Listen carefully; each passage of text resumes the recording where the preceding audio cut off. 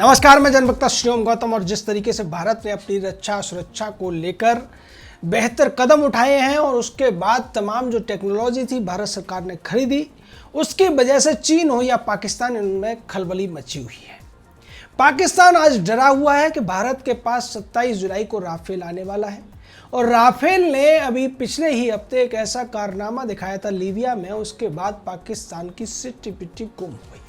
दूसरी तरफ चीन भी डरा हुआ है क्योंकि चीन का जो प्रोजेक्ट है पाकिस्तान के अंदर वो खटाई में पड़ता हुआ नजर आ रहा है और इसमें चीन का करीब करीब $60 बिलियन का निवेश है। उसके बावजूद इसके जो CPEC प्रोजेक्ट है उस पर पाकिस्तान में हमले हो रहे हैं। बलूचिस्तान के लोगों ने यह कहना शुरू कर दिया है कि चीन को पाकिस्तान ने अपना देश बेच दिया है। इस पर भी बात करेंगे इस पर भी कि अब भारत ने चीन को केवल लद्दाख ही नहीं बल्कि समुद्री रास्तों से भी उसको अपनी ताकत दिखाने का काम शुरू कर दिया है। भारत के रक्षा मंत्री राजनाथ सिंह 2 दिन के लेह लद्दाख के दौरे पर थे। जम्मू कश्मीर भी हो गए, उन्होंने LAC का भी दौरा किया, उसके बाद LOC का दौरा किया और LAC के दौरे के दौरान उन्होंने सतकना में भारतीय सेना के युद्धाभ्यास का भी निरीक्षण किया। यानी कि पहले भारत युद्धाभ्यास करता है लेह लद्दाख के इलाके में, सटकना जो कि फॉरवर्ड पोस्ट है वहां पर,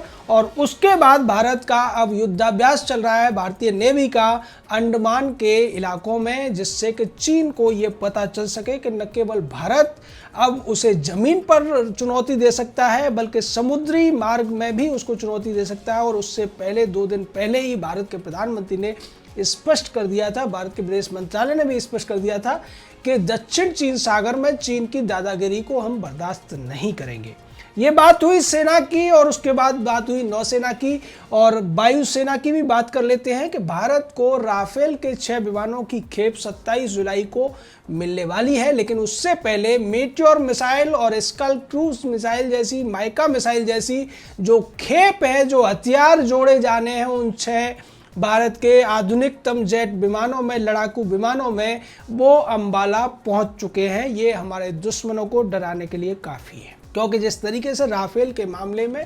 एक पार्टी विरोध कर रही थी और बार बार उस डील को कैंसिल कराने की बात कर रही थी, बाद में पता चला कि उस पार्टी का चीन की सत्ताधारी पार्टी के साथ एक समझौता था और उसी समझौते के तहत उसका पूर्वाध्यक्ष ये चाहता था कि भारत का राफेल सौदा रद्द हो जाए, जिससे कि भारत के वायुसेना की जो ताकत है वो चीन से ज़्यादा बेहतर न हो जाए। इसी कोशिश में उसने तमाम आरोप लगाए, तमाम झूठ बोले, भारत के प्रधानमंत्री को चोर तक बता दिया। लेकिन उसके बावजूद सभी तथ्यों के आधार पर वायुसेना और सेना और उसके अलावा कोर्ट ने भी ये माना कि भारत की वायुसेना को राफेल की बहुत ज़रूरत है और उस ज़रूरत को अभी जो घटना हुई है लीबिया के अलबतिया जो एयरबेस पर, उसने साबित कर दिया है कि वास्तव में भारत के लिए राफेल कितना ज़रूरी था। दरअसल लीबिया में तुर्की की सेना ने जो बेस बना रखा है उसको लेकर फ्रांस और मिस्र ने उसको चेतावनी दी थी कि वो अपना बेस ज़्यादा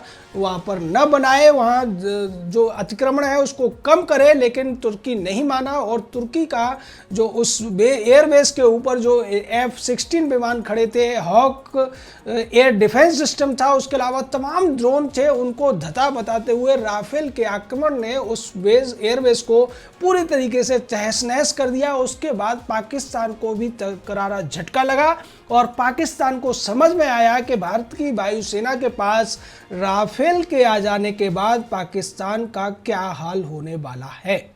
यह झटका चीन को भी जरूर लगा होगा क्योंकि राफेल की टेक्नोलॉजी इतनी ज़्यादा बेहतर है, इतनी ज़्यादा एडवांस है कि राफेल अगर सीमा में 300-500 किलोमीटर अंदर जाकर भी मार कर आ सकता है तब भी उसको चीन के विमान पकड़ नहीं सकते हैं, उसके रडार सिस्टम पकड़ नहीं सकते हैं क्योंकि उसमें स्टील टेक्नोलॉजी का भी काफ़ी ज़्यादा प्रयोग किया गया है। उसके अलावा जो मेटियोर मिसाइल है जो हवा में मार करने वाली दुनिया की आधुनिकतम मिसाइलों में गिनी जाती है, उसके अलावा माइका मिसाइल है या फिर स्कल क्रूज मिसाइल है जो हवा से जमीन पर मार करती है, वो इतनी घातक है कि किसी भी एयरबेस को, किसी भी निशाने को आसानी से कभी भी उड़ा सकती है। भारत के जांबाज पायलटों का कारनामा पूरी दुनिया देख चुकी है। MiG-29 जैसे विमानों से, मिराज जैसे विमानों ने जिस तरीके से पाकिस्तान के F-16 को, जो कि एक एडवांस टेक्नोलॉजी वाला और बेहतर पीढ़ी वाला विमान कहा जाता था, उसको मार गिराया था, और उसके बाद बालाकोट में जो किया था उससे भी दुनिया परिचित हो गई थी। तो भारत के पास पायलट और सैनिक तो पहले से ही बेहतर थे, अब बेहतर टेक्नोलॉजी आ जाने के बाद में भारत के दुश्मनों को डरने की जरूरत है, जिसका संदेश भारत के प्रधानमंत्री ने लद्दाख की नीमू पोस्ट से दे दिया था। उन्होंने कहा था कि अब दुनिया को विस्तारवाद की नहीं बल्कि विकासवाद की जरूरत है, और विस्तारवादियों को मुंह की खानी पड़ेगी, उनका अंत निश्चित है अगर वो नहीं सुधरते हैं तो। और इस बात को भारतीय सेना बखूबी निभा रही है। जिस तरीके से भारतीय सेना ने मजबूर किया चीनी सेना को, ड्रैगनों को बाहर जाने के लिए लद्दाख के, चाहे गलवान घाटी का इलाका हो, स्प्रिंग एरिया हो, और या गोगरा पोस्ट हो, या फिर जो पेट्रोलिंग पॉइंट 14-15 हो, या दूसरे फिंगर एरिया से भी चीनी सेना को हटने के लिए मजबूर किया गया। और उसके बाद सटकना में भारतीय सेना ने अपना युद्धाभ्यास किया, जिसमें T-90 टैंक्स के अलावा तमाम नई टेक्नोलॉजी का प्रदर्शन किया, और वहीं पर भारत के रक्षा मंत्री का भी दौरा हुआ।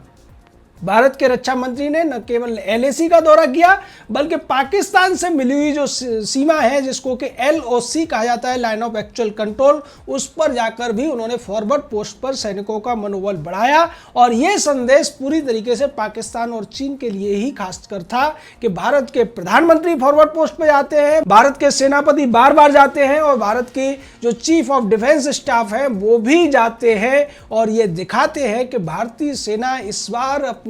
मातृभूमि की रक्षा के लिए कितनी ज्यादा अड़िग है, कितनी ज्यादा मजबूत है, और उसके पास एक राजनीतिक इच्छा शक्ति भी है कि कोई भी भारत की इंच भर भूमि को दबा नहीं सकता है। इसका ऐलान भारत के रक्षा मंत्री ने एक बार फिर से कर दिया। प्रधानमंत्री इसको पहले ही कह चुके हैं। तो निश्चित तौर पर चीन हो या पाकिस्तान, इनको डरने की जरूरत है। और जिस तरीके से भारत की पूरा का पूरा इस मामले में जो कूटनीति चल रही है, उसके तहत भी चीन को बार बार मात खानी पड़ती है। जापान के साथ भारत के नए रिश्ते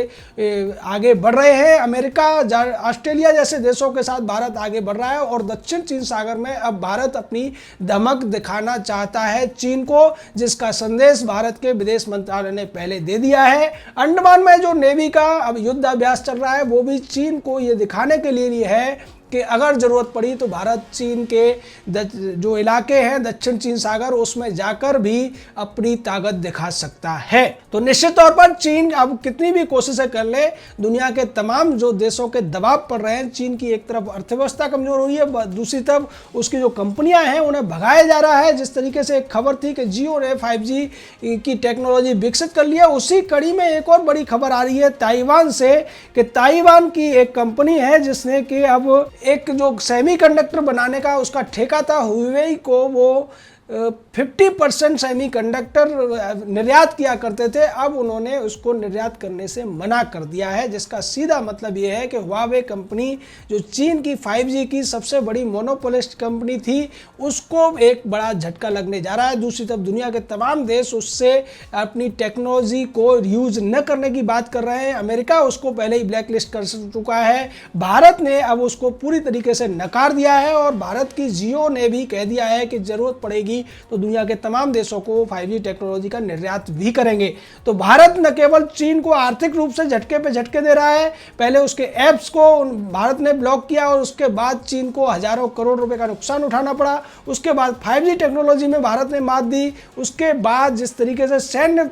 तरीके से जो थलसेना के स्तर पर, इन्फेंट्री के स्तर पर, या फिर नौसेना के स्तर पर और वायुसेना के स्तर पर भी भारत ने चीन को सीधे तौर पर यह दिखा दिया है कि भारत उससे कहीं ज़्यादा बेहतर स्थिति में है, और अगर जरूरत पड़ी तो भारत उसका मुकाबला हर क्षेत्र में करने के लिए तैयार है। वहीं दूसरी तरफ जापान जिस तरीके से हाइपरसोनिक जेट बना रहा है, और उसको पहले ही अमेरिका की तरफ से एडवांस टेक्नोलॉजी वाले जेट मिल चुके हैं। दूसरी तरफ अमेरिका ने अपना जो दबदबा बढ़ाया है, अपनी सैन्य तैनाती को बढ़ाया है दक्षिण चीन सागर और प्रशांत महासागर के क्षेत्र में, हिंद महासागर के क्षेत्र में। पहले वहाँ पर उनके करीब 1.5 लाख सैनिक हुआ करते थे, अब उसको बढ़ाकर उन्होंने 2 लाख कर दिया। और दूसरी तरफ जिस तरीके से राफेल का प्रदर्शन हुआ अलवतिया यानी कि लीबिया के एयरबेस पर, उससे ये स्पष्ट हो गया है कि चीन हो या पाकिस्तान, इनको अब अगर इनकी कोई भी जरूरत होगी तो भारत करारा जवाब देगा। भारत ने यह भी बता दिया है कि जिस तरीके से LOC के उस तरफ जो POK में पाकिस्तान एक बांध बनाने की कोशिश कर रहा था, उसको भारत ने रुकवा दिया है। और भारत ने कहा है कि पाकिस्तान ऐसा नहीं कर सकता है, क्योंकि उस बांध के बनने से भारत के लद्दाख या जो जम्मू कश्मीर के इलाके हैं उनमें बाढ़ का खतरा बढ़ जाएगा। इसलिए हम अपने अवैध रूप से कब्जाए हुए क्षेत्र में किसी भी इस तरीके के जो निर्माण है उसको नहीं होने देंगे। दूसरी तरफ पाकिस्तान का जो बलूचिस्तान है, बलूचिस्तान में पाकिस्तान का विरोध ज़्यादा होने लगा है, चीन का भी विरोध हो रहा है। और जो CPEC बनकर जा रहा है वो बलूचिस्तान से ही होकर जाता है। और इस वजह से चीन को भी खतरा पैदा हो गया है कि उसका CPEC, जिसमें उसके लाखों करोड़ों रुपए फंसे हुए हैं, करोड़ों डॉलर फंसे हुए हैं, अरबों डॉलर फंसे हुए हैं, वहां पर उसके प्रोजेक्ट को खतरा पैदा हो गया है। और वैसी स्थिति में चीन के लिए एक और खतरे की बात यह है कि अब दक्षिण चीन सागर में भारत अपनी नौसेना को तैनात करने की तैयारी कर रहा है। वहां पर अमेरिका की नौसेना पहले से है, और जिस तरीके से जापान वहां तैयार खड़ा हुआ है, वियतनाम से लेकर ताइवान तक चीन का विरोध कर रहे हैं। तो निश्चित तौर पर इस बार चीन को जो लड़ाई है न केवल जमीन पर लड़नी पड़ेगी, नौसेना के माध्यम से समुद्र में भी लड़नी पड़ेगी, और वायुसेना के माध्यम से भी उसको करारी मात देने की तैयारी की जा रही है। तो चीन जिस तरीके से उसने 1962 में किया था, और 1962 में भारत के प्रधानमंत्री की गलती की वजह से वायुसेना ने युद्ध में कोई भाग नहीं लिया था, अब ऐसा और नहीं होने जा रहा है। चीन की तमाम कोशिशों के बाद उसकी जो सहयोगी पार्टी है कांग्रेस पार्टी, उसका भी दाव भारत में बार बार खाली जा रहा है। उसका पूर्व अध्यक्ष तमाम कोशिशों के बावजूद देश के लोगों में केवल हंसी का पात्र बन के रह गया है। इसलिए चीन अकेला पड़ता हुआ दिखाई दे रहा है। जय हिंद, जय भारत।